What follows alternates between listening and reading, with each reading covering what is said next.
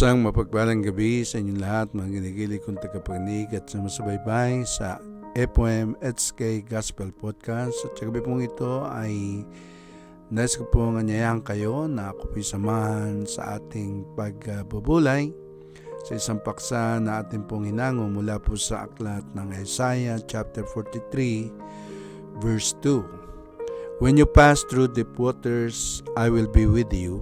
Your troubles will not overwhelm you. When you pass through fire, you will not be burned.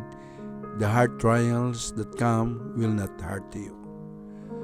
Ama naming Diyos na mapagmahal, dakila at makapangyarihan, maraming salamat sa iyong kapahayagan at sa lahat ng mga ituturo mo, Diyos, sa iyong anak na nakikinig ngayon sa podcast na ito. Dalayan ko, Panginoon, ang iyong malayang pagkilos, ang iyong pangungusap, at hayaan mo, O Diyos, na patuloy ugat na lumakas ang pananampalataya ng iyong anak at maging ang buhay niya, O Diyos, ay mahubog ayon sa iyong naisin sa pangalan ni Jesus. Amen.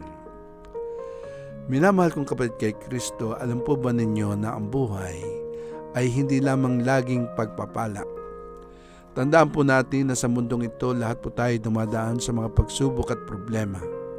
At ito po ay isa sa mga sangkap na nagpapasarap at nagbibigay kulay sa ating buhay. Mula pagkabata hanggang sa mga oras nito ay may mga problema na tayong kinakaharap at haharapin pa. So problema sa relasyon sa pamilya, maaaring sa anak o asawa, maaaring sa pinansyal, kaibigan, trabaho, o pag-aaral. Lahat mong yan ay darating sa atin at minsan ay magaan, minsan ay mabigat, minsan ay parang kayang-kaya mo, na minsan naman ay parang gusto mo na rin sumuko. May mga Kristiyano na matagal nang mananampalataya pero isang araw ay biglang nawawala sa church at nag-backslide dahil hindi na kinaya ang mga pagsubok sa buhay.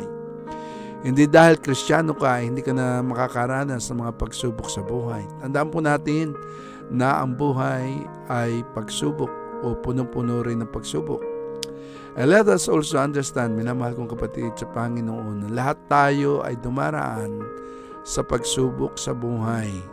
That we should know how to handle our situation, at kapag hindi tayo handa, ay tiyak na tayo ay babaksak.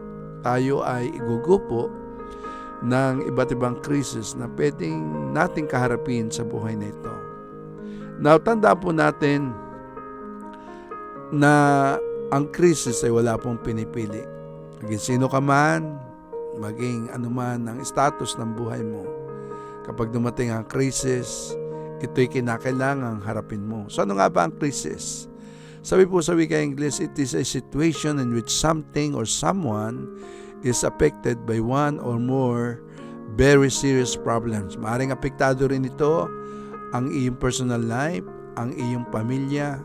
Apektado nito maging ang iyong pinansyal na status sa buhay.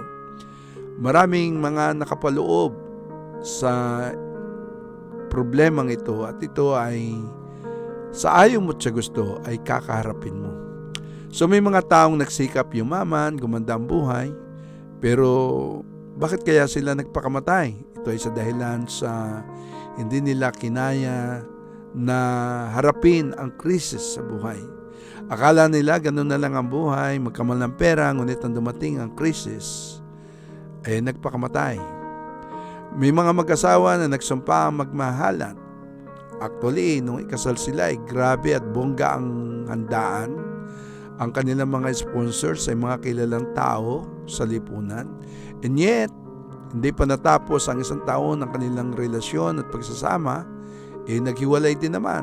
Yun ay dahil sa pinasok ng krisis sa kanilang relasyon na hindi nila na-handle ng merong pagsangguni sa Panginoon. So, Christian life should be balanced. Hindi ko may ikaw ay Kristiyano ay wala ka ng problema, walang krisis na darating sa buhay mo. At tandaan po natin mga minamahal na ganito at dito natin makikita kung gaano ka-importante ang church. In the church, kapag ikaw ay meron church na pinupuntahan, na iyong sinasambahan, kung saan ituturing kang kapamilya, ay dito mo mararanasan na dito ka inihahanda ng Panginoon para ikaw ay maging matatag at maging matibay yung pananampalataya. Hindi lamang ikaw ay para pagpalain at para ma-answered prayer ka, kundi para matuto ka na maging matatag sa iyong buhay Kristiyano. Kaya nga sinungaling ang mga ngaral na nagsasabi na ang buhay Kristiyano ay puno lang ng pagpapala at magandang buhay. Dapat nating tandaan na ang buhay ay puno rin ng mga pagsubok at dapat balanse ang ating buhay. May mga pagpapala, may mga pagsubok na ating maranasan na kinapapalooban ng mga krisis na ating kinakaharap. Kung kaya nga, kapag hindi natin ito napaghandaan, ay tiyak na ito ang magugupo sa ating pananampalataya. Sa Ebanghelyo ayon kay San Mateo, Kabanata 14, talata 22 hanggang 33, ay ganito po sinasabi. Pinasakay kaagad ni Jesus ang kanyang mga alagad sa isang bangka. Pinaunan niya sila sa kabilang ibayo habang pinaalis niya ang napakaraming tao. Nang makaalis na ang napakaraming tao, ay umahon siyang mag-isa sa bundok upang manalangin. Nang gumabi na ay nag-iisa na siya roon, samantalang ang bangka ay nasa kalagitnaan ng lawa na sinasalpok ng mga alon sapagkat pasalungat ang hangin sa kanila. Sa ika-4 na pagpupuyat ng gabi, pumaroon si Jesus sa kanila na naglalakad sa ibabaw ng tubig. Lubang natakot ang mga alagad nang makita siya na naglalakad sa ibabaw ng lawa at sinabi nila, "Multo!" at sumigaw sila dahil sa takot. Nagsalita kaagad si Jesus na sinabi sa kanila, "Lakasan ninyo ang inyong loob. Ako ito, huwag kayong matakot." Sumagot sa kanya si Pedro, "Panginoon ko, ikaw nga yan. Hayaan mong makapariyan ako sa iyo na sa ibabaw ng tubig." Sinabi niya, "Halika." Pagkababa ni Pedro mula sa bangka, lumakad siya sa ibabaw ng tubig, pumunta kay Jesus. Ngunit na makita niya na malakas ang hangin, natakot siya at nagsimulang lumubog. Sumigaw siya na sinabi, "Panginoon, sagipin mo ako." Kaagad na inuunat ni Jesus ang kanyang kamay. Hinawakan siya at sinabi niya sa kaniya, "O ikaw na maliit na ang pananampalataya, bakit ka nag-aalinlangan?" Nang makasakay na sila sa bangka, ay tumigil ang hangin. Kaya ang nasa bangka ay lumapit at sumamba kay Jesus at sinabi nila, "Totoong ikaw nga ang anak ng Diyos." Pagpalain nawa ng Diyos ang pagkabasa sa kanyang salita. Minamahal kong kapatid kay Kristo, bakit nga ba may test? Alam natin na kapag tayo ay nakapag-aral o nakatungtong ng paaralan, ay ibig sabihin kapag ikaw ay hindi ka man nakatapos ng kolehiyo, maaring tiyak na nakapag-elementary ka o nakapag-high school ka o maaring pinalat ka na makapag-university o maaring nakapag-college ka. Ang tanong ay sa panahon ng iyong pag-aaral, ano yung pinakaayaw-ayaw mo? Hindi ba't yung examination? At sa panahon ng examination, ano yung karaniwang napapansin? Ang ilan sa mga klase mo excited, pero ikaw tense na tense sapagkat hindi mo alam at di ka sigurado kung magiging madali para sa iyo ang exam. That means yung iba na pinagpapawisan, yung iba na hindi makasagot at nag-struggle, at ikaw din naman sa panahon ng exam na hindi mo alam, nakatingala ka sa kisame na hindi mo alam kung ano isasagot. Pero kapag tinignan mo ang teacher mo, anong napansin mo? Ang teacher mo ay tahimik lang. Yaot pa rito, naglalakad, pero nanonood sa inyo, tinitingnan yung mga papel nyo kung mayroon kayong isinasagot o naisasagot sa inyong mga exam paper. So, it is the same thing that happens in life. Sometimes, God will allow you to be in a situation that nobody can help you except by yourself. Na kung paano ang teacher sa panahon ng exam ay tahimik lang, ganun din po ang Diyos sa panahon ng ating pagsubok ay tahimik lang. Ang teacher, hindi mo pwedeng tanungin sa panahon na exam. Ang Diyos, kahit na tanungin mo at hingan mo ng tulong, hindi ka sasagutin. Tila baga hindi ka niya narinig. Pero ang hindi mo alam, dahil nga nasa panahon ka na exam, that's why ang teacher ay hindi magtuturo sa iyo ng sagot, hindi ka niya tutulungan. Ganon din naman ang Panginoon sa panahon na yung pagsubok, dahil gusto kanyang matuto, dahil gusto niyang maunawaan mo ang tunay na kahulugan ng buhay. At kung may mga bagay na dumating sa iyo, bunga ng krisis, bunga ng iyong mga pagkakamali, bunga ng iyong mga pagiging pabaya, at bunga ng katigasan ng ulot kasalanan. Sa panahon ng pagsubok, ikaw ay hahayaan lang ng Panginoon, pero hindi nangangahulugan na hindi niya narinig ang iyong panalangin. Dangan nga lamang sa panahon ng pagsubok, kung minsan ang Diyos, dahil sa gusto niyang matuto ka, hindi ka niya tutulungan.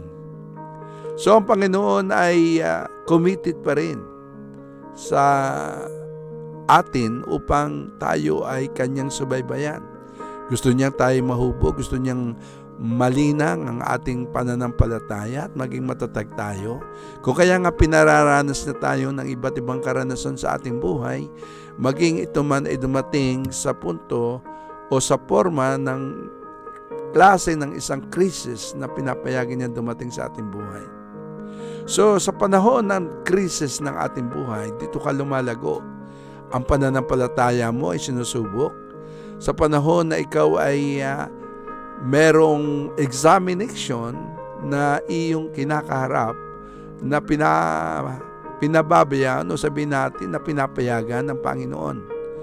At ganoon din naman sa eskwelahan, katulad ng estudyante na kahit na tahimik ang teacher, nadun pa rin ang pagtuturo ng teacher sa panahon ng test. At lahat na iyan, bago na i-test ng teacher, tiyak na napag-aralin mo. Kung kaya nga, kapatid kong minamahal, dapat inihanda natin ang ating sarili sa panahon ng pagsubok. Katulad ng ating natunghayan kanina, sabi nga doon, immediately nung si Jesus ay sumakay sa bangka, pinaunan niya kanyang mga alagad sa pupuntahan nila. At sinabi ni Jesus, sakay na kayo sa bangka, mauna na kayo dahil nais ko kayong hayaan mo na, alam kong kayang-kaya yun na. At tandaan natin, first time, buhat doong mag-ministry ang Panginoon kasama ng mga alagad. Dati, lagi nilang kasama ang Panginoon. But this time, hinayaan ng Panginoon na lumakad silang mag-isa at pinauna sila ng Panginoon sa kanilang pupuntahan na hindi siya kasama. Walang kalam-alam ang mga disipulo na pagsakay nila sa bangka ay dadaan sila sa ilog at makakasagupa sila ng bagyo. At nagkaroon ng malakas na hangin, malakas na bagyo, malakas na ulan. Ang problema ay wala doon ang Panginoong Hesus. Alam po ninyo, nasanay ang mga alagad na kasama nila ang Panginoon. Kung kaya nga, nung maranasan nila malakas na unos sa malakas na bagyo, nung maranasan nila malakas na hampas ng hangin, sila nangatakot. Natakot sila sapagkat una ay hindi nila kasama ang Panginoon.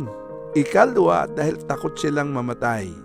Sabagat akala nila hindi sila sasamahan o wala ang Panginoon sa kanilang tabi.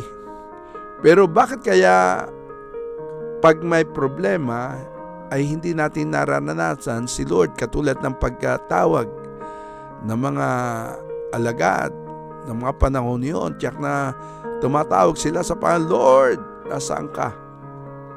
Pero kung minsan sa pagtawag din natin sa Panginoon, hindi rin natin naririnig ang sagot ni Lord.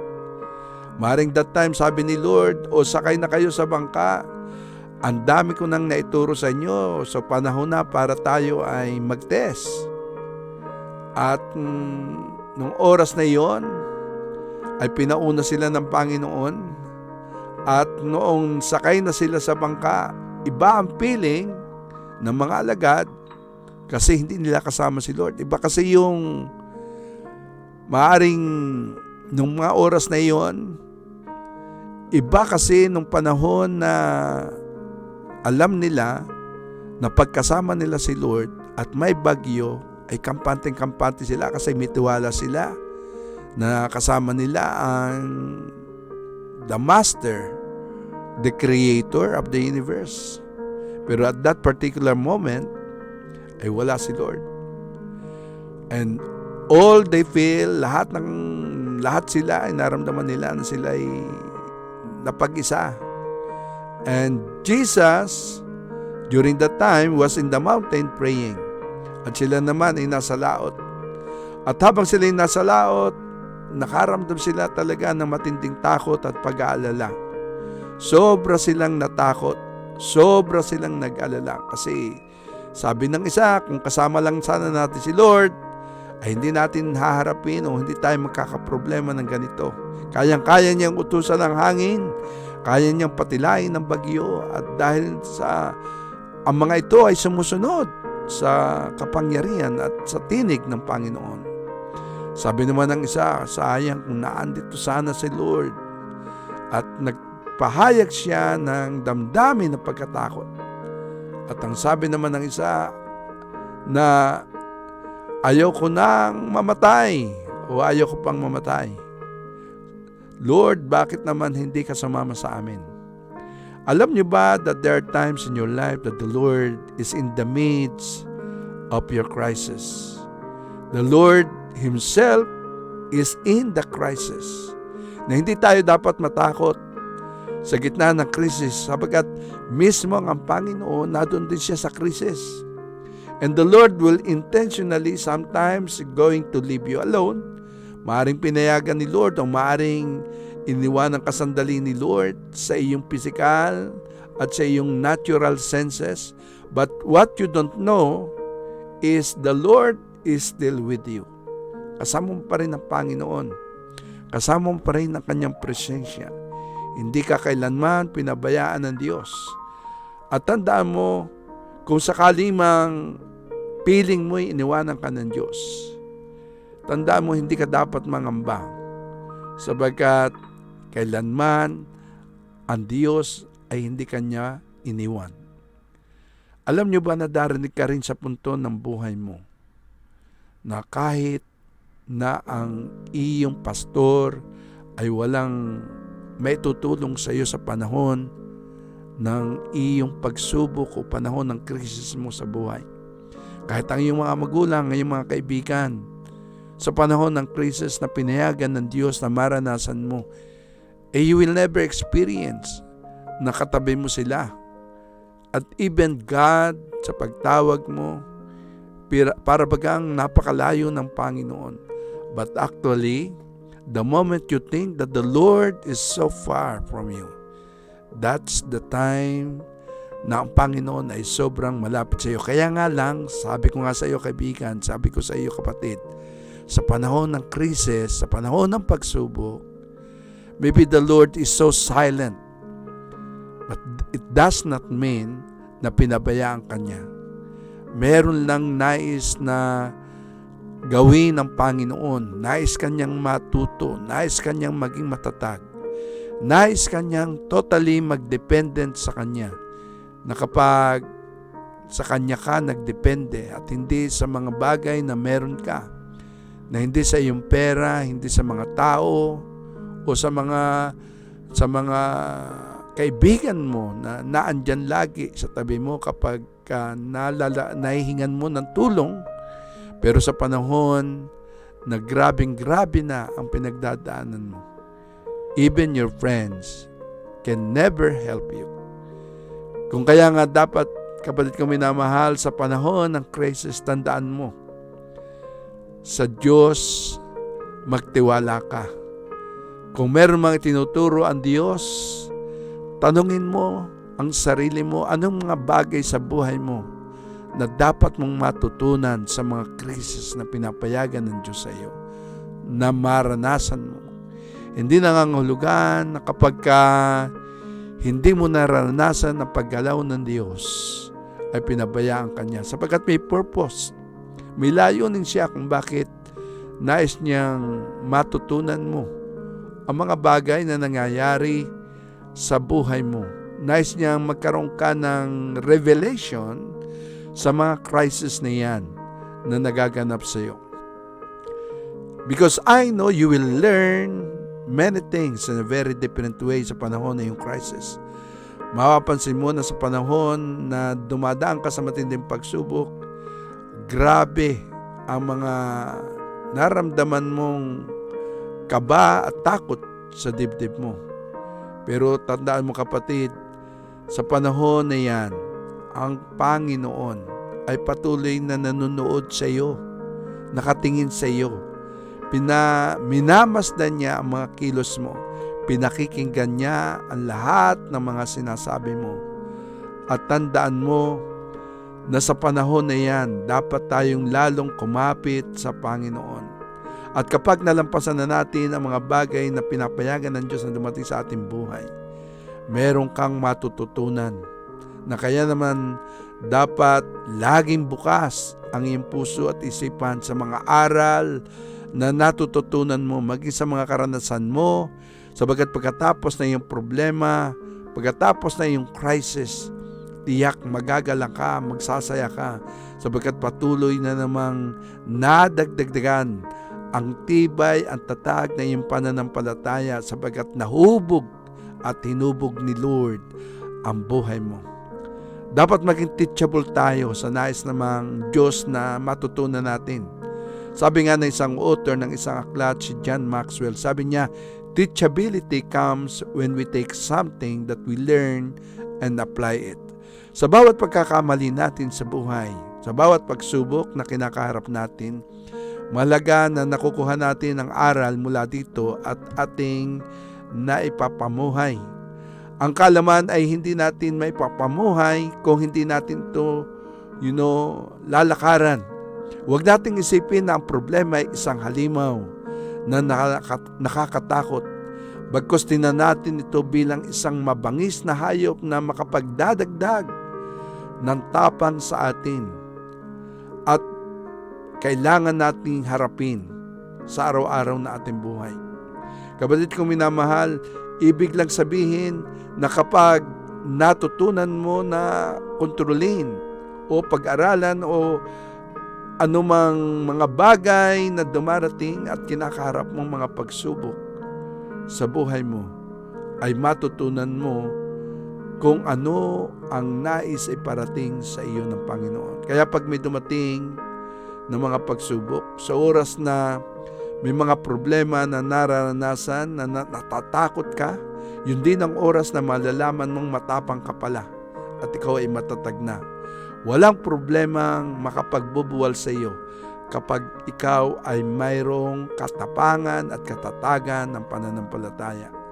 Kaya nga, kapatid ko minamahal na nakikinig ngayon, inuulit ko sa iyo, kailanman ang Diyos na tumawag sa iyo ay hindi nagpabaya.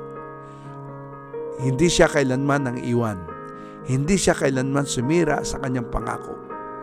Na kahit pa dumaan ka sa matitinding krisis na iyong buhay, merong mga takot sa puso mo na iyong kinakaharap at naramdaman, magpakatatag ka, humawa ka lang, at sa gitna ng mga problemang iyong nararanasan, matuto ka, mag-aral ka, patuloy kang mag-aral, sapagkat maging sa panahon ng test, may tinuturo sa iyo ang Panginoon. At tandaan mo, kung gaano makatindi ang mga problemang kinakaharap mo, huwag kang matakot. Sapagkat even in the midst of crisis, naruroon ang Panginoong Jesucristo. Kasama mo, kaakibat mo, kahawak kamay mo, dangan nga lamang, hindi nga lang siya kumikibo, hindi muna siya sumasagot, hanggang matuto ka, hanggang makita kanyang nakatayo ka, hanggang makita kanyang lumalabang ka, at nagiging matatag ka, doon mo maranasan ang kapangyarihan niya at ma-appreciate mo ang pagtuturo niya. Sabagat sa susunod na darating ang the same crisis, alam mo na kung paano mo ito haharapin. At kung may mga taong meron ding crisis na katulad mo na pinagdadaanan, alam mo na kung anong ikukwento mo sa kanila. Ang maraming Diyos na mapagmahal, dakila at makapangyarihan, maraming salamat sa mga turo o instructions na iyong ibinigay sa amin sa gabing ito. Dalahin ko, Panginoon, ang iyong anak na nakinig. Ano man ang naituro mo sa kanya, patuloy, O God, na siya'y iyong patatagin. Nawa ay ang misang ito'y naging hagdanan sa kanya, O Diyos, upang patuloy na abutin, Panginoon, ang iyong layunin sa kanyang buhay. Salamat sa iyong misahe, salamat sa iyong salita, at dalahin ko, Panginoon, kung mayroong mga darating pang pagsubok o test sa buhay ng iyong anak na ito, patuloy siyang maging matatag at patuloy siya, O God, na tatayo at tatayuan niya ang kanyang pananampalataya ng may pagtitiwala sa iyo. Sa pangalan ni Jesus, Amen. Minamahal kong kapatid kay Kristo, kung ikaw ay napagpala mula sa mensaheng ito, ay hinihingi ko sa iyo, or you may also subscribe to FOMHK Gospel Podcast upang nas ganon, every day you will have a podcast message into your account. Maraming pong salamat and thank you for watching.